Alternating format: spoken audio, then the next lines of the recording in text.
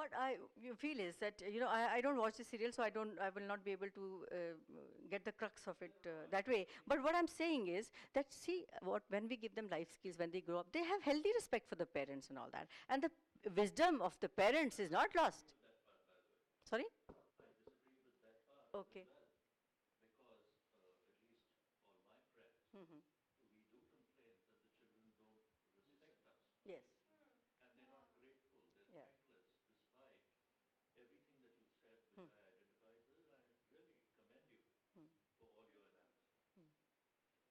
sorry? So may I ask, you have children yourself? Yeah, two, one 15, one 18, yeah. 13, 18. Please give 30. 13 and 13. Okay. Sorry, I interrupted you. And Now I think uh, I I mean, How old are you, by the way? I'm 22 years old. I don't have children. 22. And I do not have children, but of course I have my mother. I don't know if it's cultural or your specific family or my specific family, but my mother, and when you're speaking of parents need to not coddle their children too much, my mother did a really good job, at least in my opinion, of making sure that not only did I have to do chores, but she didn't coddle me from real life experiences and what's actually out there. And what I mean by that is an African American growing up in a mostly white society in the USA, when situations would arise in not in my favor, she would make sure to point them out to me. And at a young age, like, honey, unfortunately, X, Y, and Z, this is why the world works. And now that I'm older, I went through the teenage years of being, oh, mom, oh my God, that crazy stage. But now that I am older, I can say I definitely respect and love my mother for everything she's done for me, everything she's told me, every sacrifice she has made, because she made sure that she made sure I was safe. Oh, she protected me. She's my mama bear. But at the same time, she made sure I knew what was actually out there, meaning she's going to protect me, but letting me know that the world may not have my back at the same time as the way she does. So I might say, for your children, on your children's behalf, it sounds like you have made sacrifices for them, and maybe, I don't know if they respect you enough, but I want to say thank you as a child, because I know, and I've seen the work, especially from my mom being a single parent, of the stress it can, and the toll it can take. So, well, thank you for being a parent.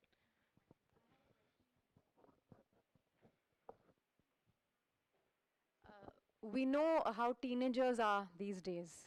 Once they reach that critical phase, they don't want parents in their lives. They take all their decisions based on peer pressure or whatever. They get going through some crisis and they keep it from the parents. How do you deal with teenagers like this? You want to guide them, but they don't want you to guide them or anything. And even if you tell them, look, this is wrong, someone will even say, you stay out of it, mom. It's my problem. They don't listen and they don't want you. They'll close the door and they'll say, they'll have that sign outside, like, keep out, or knock before entering.